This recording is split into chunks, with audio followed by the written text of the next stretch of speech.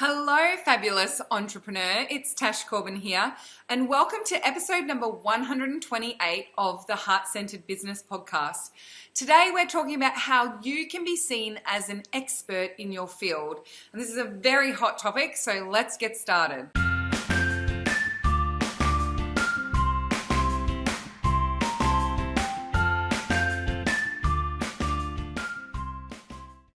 In the online business world, there's so much talk about social proof and expert status.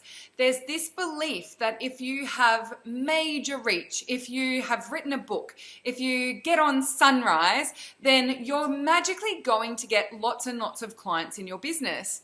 Unfortunately, that just isn't true. And the online business world and the online business landscape is changing really quickly.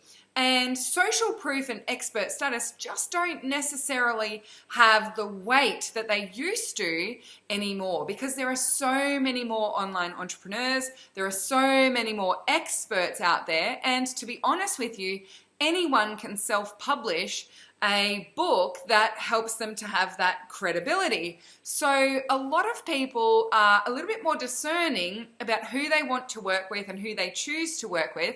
And those elements of social proof and expert status aren't necessarily achieved the way that they used to be. So if you still think that you need to write a book, or you need to get yourself onto network television, or you need to do any of those things in order to be credible as a service provider, then this podcast episode is probably going to be really good for you, because today what we're going to do is unpack what social proof and expert status really means, and how you can build yourself up as the go-to person in your industry without the need for getting everyone to admire you, or the need to get that social proof or expert status in that old school kind of tricksy way. I think that the move away from admiration marketing, so the I'll have what she's having, oh look, she's got perfectly manicured eyebrows, oh look, she's on a boat, so therefore she must be successful, so therefore I need to work with her. I think it's pretty clear where we're going with this. I think at the end of the day, what we're looking for is to work with someone who's going to help us achieve the outcome that we want to achieve. And you standing on a boat, or you being on Sunrise, or you having a fancy schmancy book no longer answers the question, will this person help me? And that's why the move away from expert status and admiration marketing is probably on the rise. I think this is very related to the kind of increased surge into more feminine strategies in business, particularly amongst the lady posse and in our circles. People aren't looking for those silver bullet strategies, those ways to create that admiration space and that disconnected way of marketing. They want to be able to market in a really feminine, connected and magnetic way. And that's what I love about working in the online business world, and particularly surrounding myself with the amazing lady posse, because it's not a competition on who can have the fanciest clothes or the best backdrop or the perfect lighting or all of those sorts of things. That's not what we're about.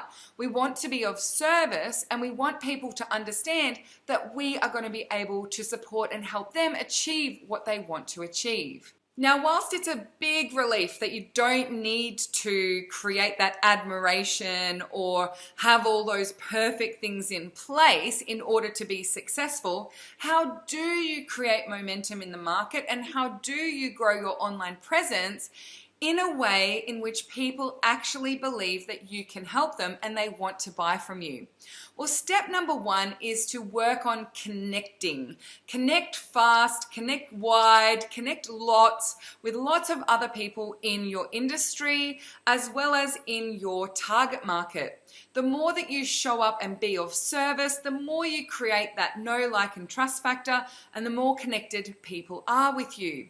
And this requires you to get clear on two very specific things. Number one, who is your very specific, very clear niche? So who are those people who love exactly what you're doing? They need it. They're ready, willing, and able to invest in it Who are those people and how can you speak directly to them? And then number 2, which is related, is what is your core message? Now, a lot of people with their messaging try and use these shiny, sparkly, magical words, but actually what you're doing is creating a disconnect. You're disconnecting through your language, because if you talk about things like embodying your divine feminine essence, people don't understand what that means. We want to be able to visualize or imagine or understand the problem that you solve and the solution that you present. So whether you work with people in business strategy or marketing, or you do help people with their feminine energy, or you're a healer, or whatever area that you're working in, being able to articulate really clearly for your perfect niche what the problem is that you solve, how you solve it, and the solution or the aspiration that you help people achieve is crucial to creating that connection. Be clear on your messaging. Be grounded in your messaging and help to solve people's problems. The more you can articulate that clearly, the more effective your marketing strategy will be. So there are 3 key shifts that we make here. Moving away from admiration and disconnected marketing to connected-based marketing. Getting clear on your message and articulating really well for your niche exactly how you add value to their lives. And then number 3, building that strong network fast. Getting out there and meeting lots of people, becoming known for the work that you do in your industry. Maybe you need to create your own events. Maybe you need to network more effectively online. Join Facebook groups and give lots of value in your zone of genius, but build a strong network fast. So they're the 3 key strategies. But at the end of the day, the fastest way that you can become known as the go-to person for the thing that you do is to get clients. The more clients you have, the more people you help and serve, the more effectively you then get at marketing your work and communicating the outcomes that you've helped people achieve, the more people who are out there spreading the word about your amazing work and what it is that you do.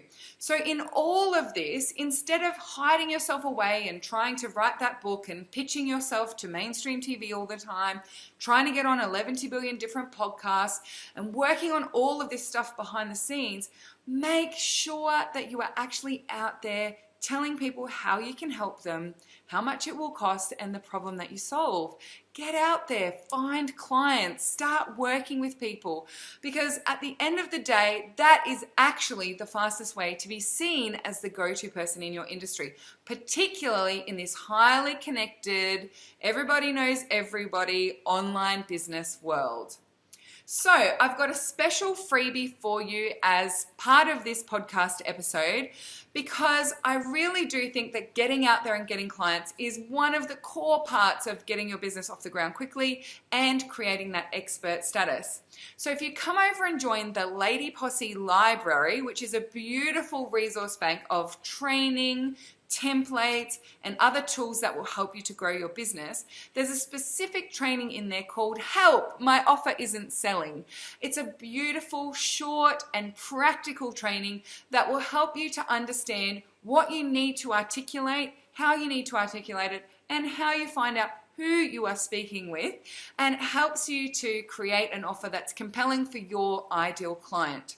So if you head over to the show notes for this episode at tashcorbin.com/128, then in the show notes, all of the information you need to sign up to the Lady Posse Library is all there. If you have any questions, of course, you can get in touch with me. And until next time, I cannot wait to see you shine.